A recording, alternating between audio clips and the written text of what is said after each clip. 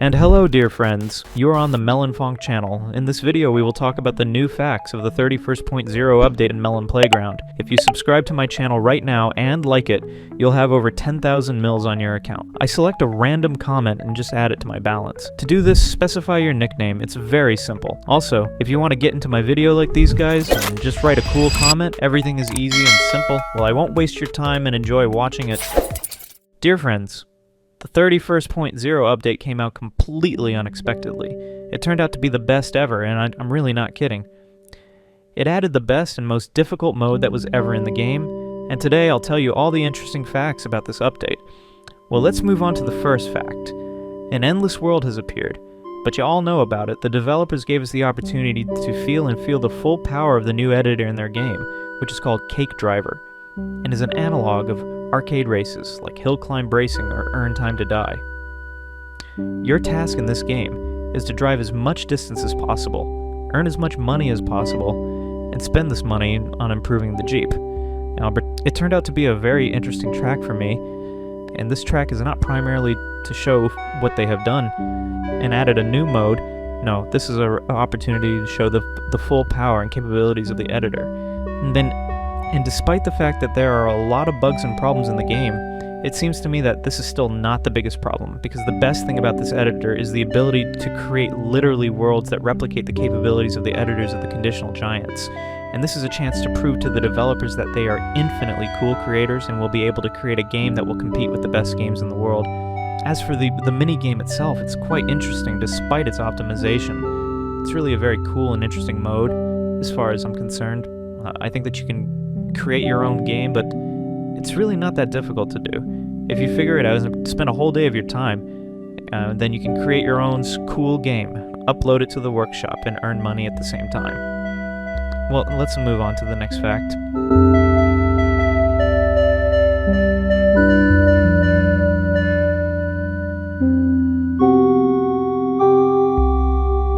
The following fact will actually be a statement, because I will tell you how the new map editor works and what it is like, and I will try to fully describe it in detail. There are 5 modes in the editor in total. The first mode calls the settings. There you can open the main context settings. Go to the menu, set up the name and avatar of the world. In general, I think everything is clear here. And you can also save it. You can also turn on auto-save, so that during the process you will have the world by itself saved, and this will allow you to somehow protect yourself, because no one cancels the lags. The second mode is a map editor, where you can resize the map as a whole, add, modify, and animate the map to create your own game mode. And you can also completely change its design. I don't think I surprise anyone here. In fact, the only thing missing is acid, but it will be added later. Due to its complexity in physics, the developers simply did not have time to fully add it, and a lot of tests need to be done here before it appears in the map editor. Unfortunately, there is no other way. The third mode is a meta editor, where you assign absolutely all functions to all objects. You can make them movable using this small button that is located in the right middle. This button makes your objects and turns on the movement mode.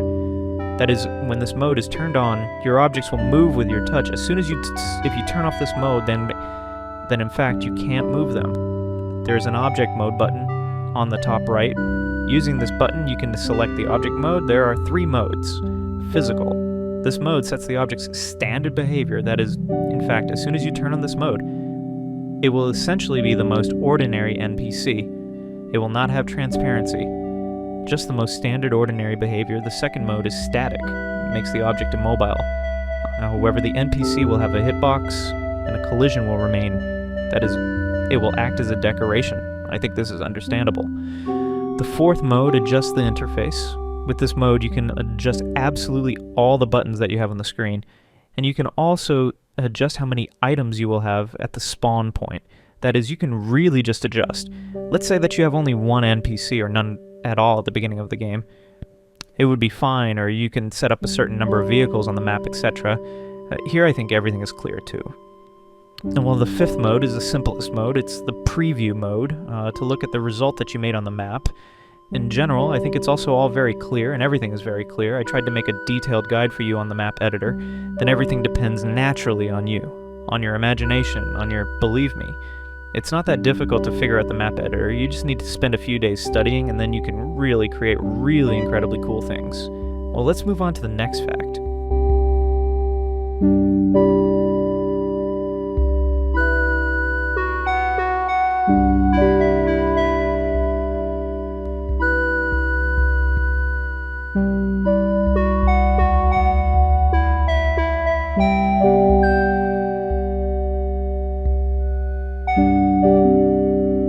With the help of a new chip and new nodes, you can set the settings for calling the menu of wins and losses. All this is done with the help of new nodes. You can also add a statistics counter and much more. The new nodes have their own name mirror, and they are activated only in the editor of worlds. That is, this chip will work only in the editor of worlds on a regular standard card. If you open the chip, there will be absolutely no nodes about the meta world. This is such an interesting fact and why it works that way. What do you think about this? Be sure to write in the comments. Well, let's move on to the next fact.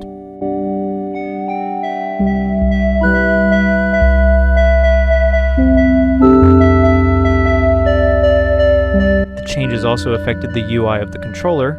Now they've added even more interaction features, as well as the editing options for Windows and the interface. There are really a lot of changes. To be honest, I can't even remember and notice all of them, because every time a new update is added to new buttons, more and more are added, that so much that I even get lost. And to be honest, it's really cool that developers are paying so much attention to the UI controller, which as for me, it's a very important again and cool addition, and I'm glad that as many people as possible are working on it. Well, let's move on to the next fact.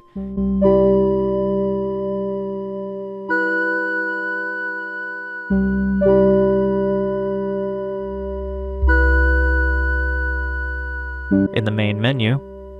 Now when you enter a new world, you can either continue at the place where you finished the last time, or you can start the game again. You can say that this is obvious, but the saves have started to work even better, and in fact added a new save system when you can continue at the place where you're done, which is very convenient for me. And it was really missed by the game.